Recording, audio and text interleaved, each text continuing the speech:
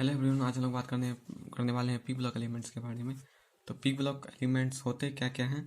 पहला है नाइट्रोजन, दूसरा है फॉस्फोरस, तीसरा है आर्सेनिक,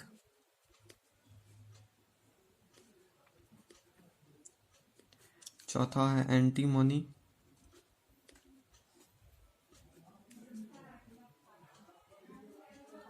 पांचवा है बिस्मिथ, BISMUTH। यहाँ MITH नहीं है, यहाँ MUTH है।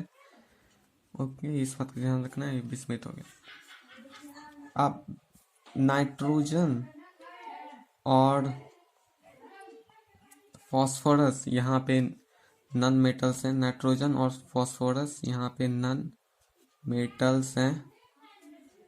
आर्सेनिक एंड एंटीमोनी यहाँ पे मेटेलॉइड्स हैं। आर्सेनिक एंड एंटीमोनी जो है वो मेटेलॉइड्स हैं, यानी कि इसमें मेटल्स के भी कुछ गुण हैं और नॉन मेटल्स के गुण हैं, तो मेटेलॉइड्स हैं। फिर उसके बाद बिस्मिथ जो है बिस्मिथ हमारा मेटल्स है,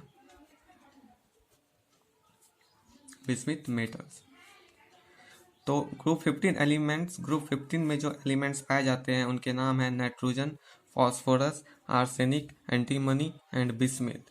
जिसमें से नाइट्रोजन और फॉस्फोरस नॉन मेटल्स हैं, आर्सेनिक और एंटीमनी मेटलॉइड्स हैं और बिस्मिथ मेटल्स।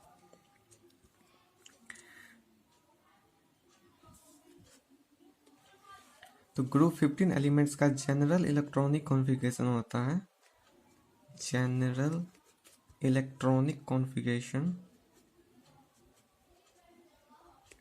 इलेक्ट्रॉनिक कॉन्फ़िगरेशन इसका है NS2NP3। क्या है इसका जनरल इलेक्ट्रॉनिक कॉन्फ़िगरेशन? NS2NP3। तो देखिए, नाइट्रोजन का इलेक्ट्रॉनिक कॉन्फ़िगरेशन क्या हो जाएगा, इसका एटॉमिक नंबर 7 है, तो इसका इलेक्ट्रॉनिक कॉन्फ़िगरेशन हो जाएगा 1s2 2s2 2p3। अब देखिए यहाँ पे 1s2 किसका इलेक्ट्रॉनिक कॉन्फ़िगरेशन है? हीलियम का। तो इसको हम लोग ऐसे भी लिख सकते हैं, He हीलियम। इसके बाद 2s2 2p3, दोनों सेम ही है। यहाँ हीलियम का इलेक्ट्रॉनिक कॉन्फ़िगरेशन था 1s2, तो 1s2 की जगह में हीलियम। ठीक। अब उसी तरह से फॉस्फोरस का इलेक्ट्रॉनिक कॉन्फ़िगरेशन क्या होगा? तो फॉस्फोरस का एटॉमिक नंबर कितना है? 15 है, तो इसका इलेक्ट्रॉनिक कॉन्फ़िगरेशन हो जाएगा 1s2 2s2 2p6 और कितना बचा? फिर उसके बाद 3s2 और 3 बचा, 3p3। अब देखिए यहाँ पे 1s2 2s2 और 2p6 किसका इलेक्ट्रॉनिक कॉन्फ़िगरेशन है? ये है नियॉन का इलेक्ट्रॉनिक कॉन्फ़िगरेशन। तो इसके जगह हम लोग नियॉन लिख सकते हैं ऐसे ब्रैकेट में डाल के। फिर उसके बाद यहाँ लिख देंगे 3s2 3p3। अब आती है बात आर्सेनिक की। तो आर्सेनिक का जो एटॉमिक नंबर है वो है 33। तो इसका इलेक्ट्रॉनिक कॉन्फ़िगरेशन हो जाएगा 1s2 2s2 2p6 3s2 3p6 3d10 4s2 4p3। जिसमें से 1s2 2s2 2p6 3s2 3p6 3d10 हमारा 3d10 नहीं 3p6 तक ही हमारा क्या है, किसका इलेक्ट्रॉनिक कॉन्फ़िगरेशन आता है? ये आता है आर्गन का। तो इसके जगह में आ जाएगा आर्गन, फिर 3d10, फिर 4s2, फिर उसके बाद 4p3। देखिए यहाँ हर जगह वही आ रहा है NH2NP3 NH2NP3 NH2NP3। जैसे जैसे हम लोग ग्रुप में नीचे जाते जा रहे हैं, यहाँ 1 पहले आता है 2, फिर उसके बाद 3, पहले 2 3 4, वैसे वैसे बढ़ते जा रहा है n का वैल्यू। क्यों n का वैल्यू क्यों बढ़ रहा है यहाँ पे? क्योंकि नंबर ऑफ सेल्स बढ़ रहे हैं। n मतलब क्या हुआ? Number of shells. तो जैसे जैसे एटॉम बड़ा हो रहा है यानी उसका नंबर ऑफ सेल्स बढ़ रहा है, यानी इसीलिए यहाँ पे हम n का वैल्यू बढ़ रहा है। यहाँ पे 2 था, फिर इसके बाद 3 हुआ, फिर इसके बाद 4। अब बात आती है हमारी एंटीमोनी की। तो एंटीमोनी का सिंबल क्या है? एंटीमोनी का सिंबल है Sb। इसका एटॉमिक नंबर कितना है? इसका एटॉमिक नंबर है 51। तो इसका इलेक्ट्रॉनिक कॉन्फ़िगरेशन क्या होगा? 1s2 2s2 2p6 3s2 3p6 3d10।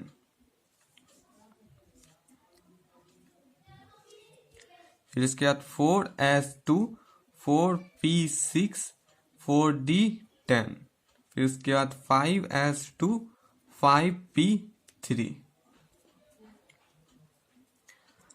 अब यहाँ पे देखें, अगर हम लोग ध्यान से, बिल्कुल ध्यान से अगर देखें तो 1s2 2s2 2p6 3s2 3p6 3d10, उसके बाद 4s2 4p6, ये किसका इलेक्ट्रॉनिक कॉन्फ़िगरेशन है? ये है हमारा भाई साहब Kr का इलेक्ट्रॉनिक कॉन्फ़िगरेशन। ठीक, तो Kr हो गया, यहाँ पे 4d10 हो गया, 5s2 हो गया और 5p3 हो गया। ठीक है, और उसी तरह से अब हम लगाते हैं बिस्मिथ में। बिस्मिथ का सिंबल क्या होता है? Bi, और इसका एटॉमिक नंबर कितना है? 83 है इसका एटॉमिक नंबर। अब हम लोग इसका इलेक्ट्रॉनिक कॉन्फ़िगरेशन देखते हैं। 1s2 2s2, सॉरी माफ कीजिएगा, मुझे थोड़ा सा स्पेलिंग में गड़बड़ हो गई थी। 1s2 2s2 और उसके बाद 2p6, फिर उसके बाद 3s2 3p6 3d10, फिर उसके बाद 4s2 4p6 4d10, फिर उसके बाद 4f14, फिर 5, यहाँ लिखता हूँ 5s2 5p6 5d10, ये d है 5d10। उसके बाद 6s2 6p3। अब यहाँ से ले करके यहाँ तक किसका इलेक्ट्रॉनिक कॉन्फ़िगरेशन है? सॉरी यहाँ तक किसका इलेक्ट्रॉनिक कॉन्फ़िगरेशन है? PF14 तक, 14 से पहले P4D10 तक 1s2 से लेकर के 4d10 तक किसका इलेक्ट्रॉनिक कॉन्फ़िगरेशन आता है?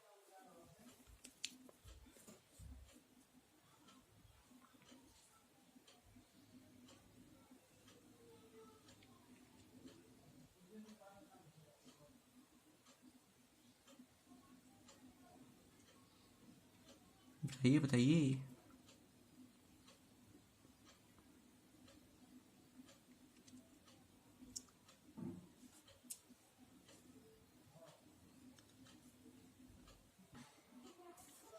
अब देखिए यहाँ पे आप एक चीज समझिए, यहाँ पे जो मैंने लिखा है कि 1s2 2s2 2p6 3s2 3p6 3d10, फिर 4s2 4p6 4d10। तो यहाँ 4f14 जो है यहाँ भी नहीं आएगा। ये 4f14 आपका 5s2 और 5p6 के बाद में आएगा।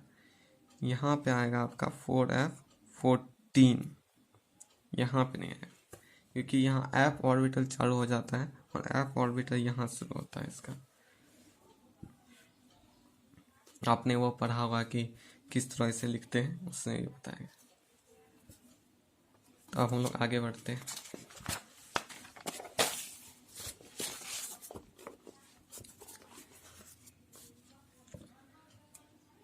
तो यहाँ पे इस तरह से लिखेंगे अगर बिस्मिथ का इलेक्ट्रॉनिक कॉन्फ़िगरेशन, तो वो उस जगह पे क्या आएगा हमारा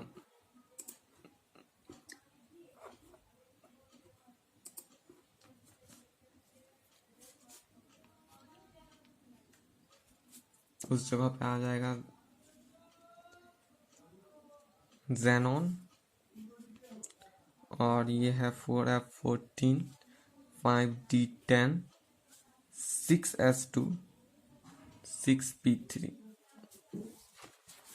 क्योंकि ये यहाँ आ गया हमारा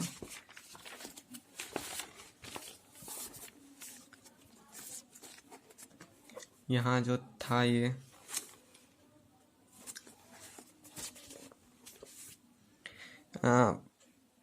4F14 जो है यहाँ पे आ जाएगा 5P6 के बाद में, समझे आप, 5P6 के बाद में।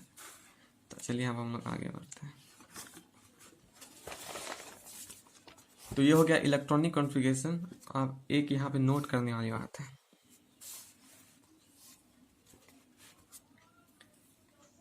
यहाँ पे एक आप नोट करने वाली है, क्या है वो बात नोट करने वाली, यहाँ पे ये बात नोट करने वाली है कि यहाँ पे इसका जनरल इलेक्ट्रॉनिक कॉन्फ़िगरेशन क्या था, NS2 था और NP3 था। P में कितने सेल होते हैं हमारे,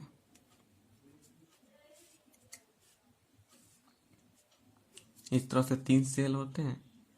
तो NP3 यानी 3 इलेक्ट्रॉन इसमें मौजूद रहेगा। सब में देखा हम लोगों ने कि NP3 लास्ट में सब में NP3 6S2 और NS2 और NP3 आ रहा था। 3 मतलब क्या है, यानी 3 इलेक्ट्रॉन है इसके सेल में। तो अब हम लोग देखिए अगर, तो ये तो हाफ फील्ड इलेक्ट्रॉनिक कॉन्फ़िगरेशन, ये तो हाफ फील्ड है पूरा, यानी हाफ फील्ड। और हम लोग क्या जानते हैं, हाफ फील्ड या तो हाफ फील्ड रहे या तो फुल फील्ड रहे। हाफ फील्ड रहेगा तब पर भी स्टेबल होगा और फुल फील्ड रहेगा तब पर भी स्टेबल रहेगा। तो ये हाफ फील्ड है। अब फुल फील्ड कैसे होता है, फुल फील्ड ऐसे होता है कि ये p ऑर्बिटल है, यहाँ पे पहले 3 भरा जाता है ऐसे, ये हो गया हाफ फील्ड। फुल फील्ड होगा यहाँ उल्टी ओर से भरा जाएगा और 3 इलेक्ट्रॉन इस तरह से भरा जाता है। तो ये तो हाफ फील्ड है, यानी ये स्टेबल है। तो इसका इलेक्ट्रॉनिक कॉन्फ़िगरेशन जो है वो एक्स्ट्रा स्टेबल होता है। Extra stable electronic configuration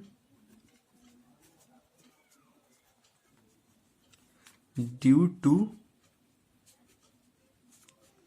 half filled p orbital. तो इसी कारण यहाँ जो p ऑर्बिटल इसका हाफ फील्ड है, हाफ फील्ड मतलब स्टेबल। हाफ फील्ड और फुल फील्ड जब हो तो वो स्टेबल माना जाता है। तो हाफ फील्ड यहाँ है, इस वजह से इसका इलेक्ट्रॉनिक कॉन्फ़िगरेशन जो क्या हो गया, एक्स्ट्रा स्टेबल हो गया due to half filled p orbital, half filled p orbital के वजह से। तो ये बात यहाँ पे नोट करने वाली थी, extra stable electronic configuration due to half filled p orbital. Group 15 has extra stable electronic configuration due to half filled p orbital। समझ गए। हम लोग बात करते हैं एटॉमिक एंड आयोनिक रेडियाई की। एटॉमिक एंड आयोनिक रेडियाई की, एटॉमिक एंड आयोनिक रेडियाई। तो डाउन द ग्रुप एटॉमिक और ionic radii increases. Down the group, group में नीचे जाने पे यहाँ पे क्या क्या है हमारा, नाइट्रोजन है, फॉस्फोरस है, आर्सेनिक है, एंटीमोनी है और बिस्मिथ है। तो ग्रुप में नीचे जाने पे, ग्रुप में नीचे जाने पे हमारा आयोनिक और एटॉमिक रेडियाई, एटॉमिक और आयोनिक रेडियाई इंक्रीज करता है। Down the group atomic, down the group atomic and ionic atomic, और हम लोग लिख सकते हैं या फिर एंड भी लिखो या और लिखो, कुछ भी। Atomic and ionic radii, ionic radii increases, ये इंक्रीज होने का सिंबल है। Down the group atomic and ionic radii क्या होता है, इंक्रीज करता है। द इंक्रीज क्यों करता है, ये इंक्रीज क्यों करता है, क्योंकि इसका इनर सेल में इंक्रीज आता है। जैसे नाइट्रोजन में जैसे मैंने बताया ना कि नाइट्रोजन में यहाँ पे क्या था, नाइट्रोजन में 2s2 2p3 थे, यानी 2 सेल्स ही थे। एन का वैल्यू यहाँ 2 है, एन क्या आ गया, नंबर ऑफ सेल्स। तो एन का वैल्यू यहाँ 2 है, वही एन मतलब होता है नंबर ऑफ इनर सेल्स, ठीक है। इनर सेल्स ही होता है मतलब सेल्स, ठीक है। तो एन का वैल्यू यहाँ पे 2 है, तो एन का वैल्यू 2 है, फिर 3 हो रहा है, फिर 4 हो रहा है, फिर 5 हो रहा है, यानी नंबर ऑफ सेल्स इंक्रीज कर रहे हैं, number of inner shells increase कर रहे हैं। तो इसका मतलब यही हुआ कि एटॉमिक एंड आयनिक रेडियाई तो क्या होगा उनका, इनकी जैसे यहाँ पे एन में था पहले दो दो सेल्स थे, 2 नंबर ऑफ सेल्स हो गए। अब पी में क्या हुआ, और एक सेल ऐड हुआ, तो ये बड़ा हुआ उससे। फिर उसके बाद आर्सेनिक में क्या हुआ, 1 2 3 और एक सेल ऐड हुआ, तो ऐसे बड़ा हुआ। और इसी तरह एंटीमोनी में क्या हुआ, और एक सेल ऐड हुआ, 1 2 3 4, और बड़ा हो गया। और बिस्मिथ इससे भी बड़ा। तो इसी तरह से यहाँ नंबर ऑफ सेल्स कितने हैं, 2, यहाँ एन का वैल्यू क्या है 2, यहाँ एन का वैल्यू क्या है 3, यहाँ एन का वैल्यू क्या है 4, यहाँ एन का वैल्यू क्या है 5। इसी तरह से बिस्मिथ में भी बन जाएगा 2 3 4 5 6। देखिए बिस्मिथ इतना बड़ा, यहाँ एन का वैल्यू क्या है 6। तो यहाँ देखिए एटॉमिक का रेडियाई जो यहाँ से लेके यहाँ तक, यहाँ छोटा है, यहाँ उससे बड़ा हो गया, यहाँ रेडियाई उससे बड़ा हो गया, यहाँ रेडियाई उससे बड़ा हो गया, तो यहाँ रेडियाई उस सबसे बड़ा हो गया। तो जैसे जैसे ग्रुप में नीचे जाते जाते हैं एटॉमिक एंड आयोनिक रेडियाई बढ़ते जाता है। ऐसा क्यों होता है, ऐसा क्यों होता है, ऐसा इस वजह से होता है क्योंकि हमारा डाउन द ग्रुप में नीचे ऐसे जाते जाएंगे, हमारा नंबर ऑफ सेल्स इंक्रीज होते जाएगा ड्यू टू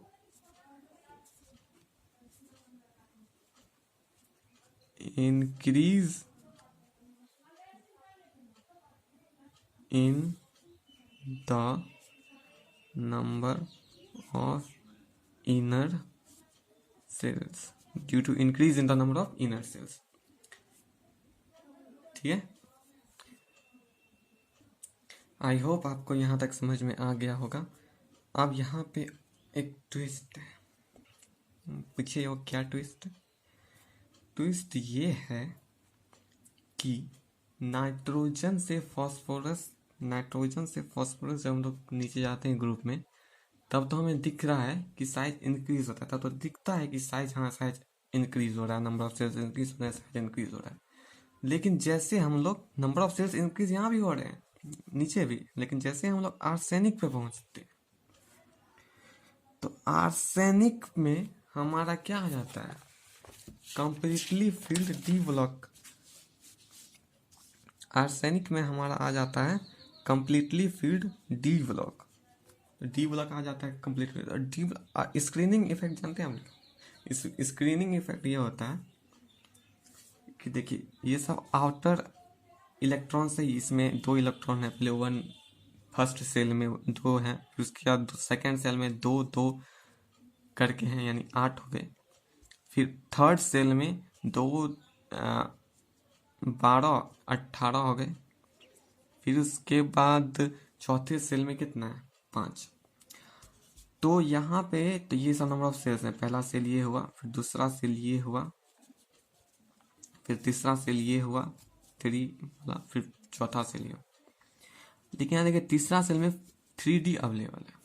3D क्या करता है ना, देखिए 3D ऑर्बिटल बहुत बड़ा होता है, ठीक है। 3D ऑर्बिटल बहुत बड़ा होता है, बहुत ऐसे फैला हुआ इस तरह से। तो 3D ऑर्बिटल बहुत बड़ा हो गया, ठीक, बड़ा हुआ सच में। लेकिन यहाँ पे इलेक्ट्रॉन्स जो है, यहाँ पे 3D में कितना इलेक्ट्रॉन्स है वहाँ पे, अगर हम लोग आर्सेनिक की बात करें तो 3D में 10 इलेक्ट्रॉन्स है। तो 1 2 3 4 5 6 7 8 9 और 10 इलेक्ट्रॉन हो गए। और 10 इलेक्ट्रॉन क्या होगा ना, 10 इलेक्ट्रॉन तो एक जगह चिपके हुए नहीं रहेंगे, वो तो इधर उधर घूमेंगे, इधर कोई जाएगा उधर कोई जाएगा, इस ऑर्बिटल में घूमेंगे चारों तरफ। तो लोग चिपके हुए तो नहीं रहेंगे, तो चिपके हुए नहीं रहेंगे क्योंकि इलेक्ट्रॉन इलेक्ट्रॉन के बीच में भी रिपल्सन होता है। तो यहाँ से जो देखिए यहाँ न्यूट्रॉन जो है हमारा,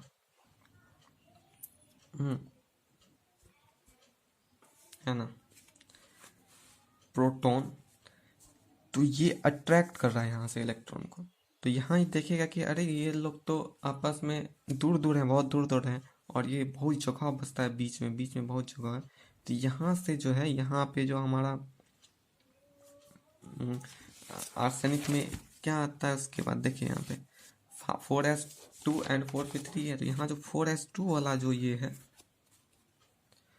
आपका ऑर्बिटल, 4s2 वाला, ये 3d10 है। 4s2 वाला है, ये क्या करेगा, प्रोटॉन यहाँ से इन लोगों के बीच से जगह है, तो इन लोगों के बीच में जगह है, तो यहाँ से जो इलेक्ट्रॉन यहाँ दो को घूम रहा है उस पर अट्रैक्शन चालू हो जाएगा प्रोटॉन की वजह से, क्योंकि यहाँ पे जगह छोड़ दिया गया, जगह है यहाँ पे, तो अट्रैक्शन चालू हो जाएगा।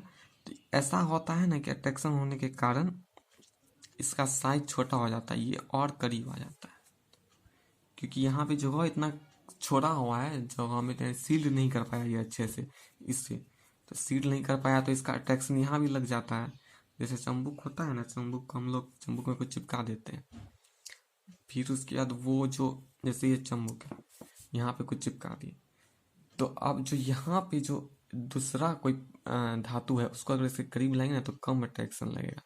लेकिन यहीं पे आप इसको अगर इस तरह से चिपका दीजिए, चंबुक को इस तरह से चिपका दिए, ठीक है, चंबुक के ऊपर में इसे, चंबुक है इसके ऊपर में इसे इस तरह से चिपका दीजिए, मतलब कि इसमें जगह है खाली खाली, ठीक। तो यहाँ जो धातु रहेगा वो थोड़ा ज़्यादा अट्रैक्ट होगा इसके मुकाबले यहाँ पे जो इसके मुकाबले इसमें यहाँ का धातु, यहाँ वाला धातु ज़्यादा अट्रैक्ट होगा। तो वही यहाँ पे हो रहा है, ज़्यादा अट्रैक्शन होने के कारण ये ऑर्बिटल जो है, ये साइज इसका एटॉम का छोटा हो जाता है। तो इसी वजह से आर्सेनिक नाइट्रोजन टू फॉस्फोरस में तो हमें दिखता है कि यहाँ साइज इंक्रीज हो रहा है, लेकिन यहाँ पे डी ऑर्बिटल के कारण डी ऑर्बिटल, और यहाँ पे देखिए फिर हमारा एंटीमोनी में आ जाता है एफ, एंटीमोनी में भी डी ऑर्बिटल है 4d10, फिर उसके बाद बिस्मिथ में एफ ऑर्बिटल तो और भी बड़ा होगा, तो उसमें तो और छोटा होगा साइज। तो यहाँ पे इसके कारण यहाँ पे नहीं दिखता है कि साइज, यहाँ आर्सेनिक टू बिस्मिथ का साइज लगभग सेम होता है। अब बोलिए कि अच्छा आर्सेनिक में तो समझ में आया क्योंकि यहाँ पे डी ऑर्बिटल था, यहाँ भी समझ आया कि यहाँ पे चलो डी ऑर्बिटल था, तो इसका साइज थोड़ा सा इससे बड़ा होगा क्योंकि इसमें और भी ऑर्बिटल्स है। बिस्मिथ में क्यों, बिस्मिथ तो एफ ऑर्बिटल है, तो बिस्मिथ में तो और उसको अंदर खींच लेगा, डी ऑर्बिटल भी है एफ ऑर्बिटल भी है, तो और छोटा हो जाना चाहिए, नहीं होगा छोटा क्योंकि इसमें डी ऑर्बिटल भी है एफ ऑर्बिटल भी है, उनके बीच में फिर एस ऑर्बिटल भी है, उनके बीच में फिर एस ऑर्बिटल भी हैं, पी ऑर्बिटल भी हैं, तो समझ गए आप लोग। तो इन तीनों का साइज लगभग सेम होता है, इन तीनों का साइज लगभग सेम होता है आर्सेनिक टू बिस्मिथ। ऐसा दिखता नहीं है कि साइज इंक्रीज हो रहा है, लेकिन हल्का फुल्का इंक्रीज होता है, उतना ज़्यादा नहीं दिखेगा, नहीं वैसे भी दिखता नहीं है, तो ठीक।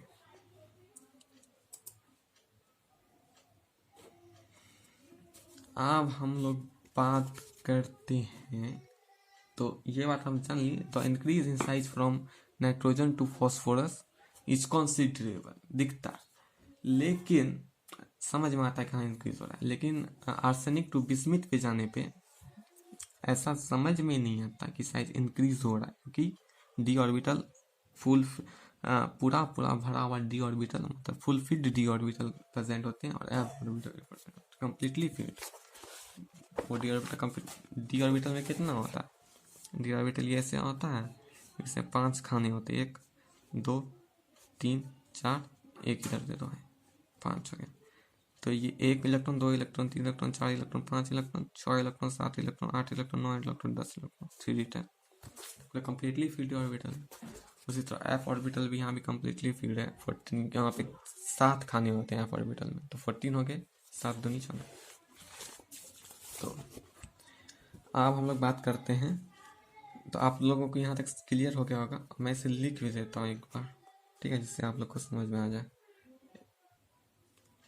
The increase in the size from nitrogen to phosphorus is considerable, while from arsenic to bismuth only a small increase is observed due to the presence of completely filled d or f orbitals which have poor shielding effect।